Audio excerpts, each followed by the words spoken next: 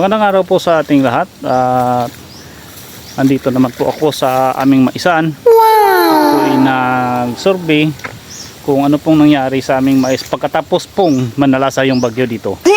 Ito po makikita po natin na maraming mais na natumba pero hindi naman po napuruhan, at may mga munggo pala ditong natanim yung aking kumpare. Ito po yung aming mais. Siguro darating yung araw na pwede na itong ma-harvest. Siguro simana pa pwede na po itong makuha yung bunga. So ingat-ingat lang po tayo sa paglalakad dahil madulas yung daan at marami pong pananim dito. Ito na, sumalpak na yung aking paa sa lupa. Ayaw, di ma! Nahirapan akong bunutin. Ito na yung mga mais namin.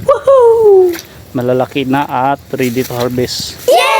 Salamat sa Diyos at hindi naman po napuruhan ng bagyo dito, kasi andito po kami sa likod ng mga niyugan. Yan po yung mga niyog na nagprotekta sa aming mga pananim dito. At salamat po at kunti lang po yung na-damage ito.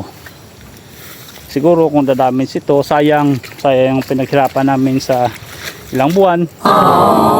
Kasi hindi mapakinabangan. Napupulinate na po yung kanyang bulaklak. Yan po, makikita nyo naman nakakapulinate lang po. Kung matumba ito at mabali, hindi na po yung lalaki yung kanyang mga butil sa loob. Pero sinuwerte po tayo sa mais, at yung mais natin ay hindi po na-damage ng bagyo. Yan po, maraming salamat po, at suportahan nyo po ang aming channel. Paki-like, comment, share, and follow naman sa aming Facebook page. Thank you po.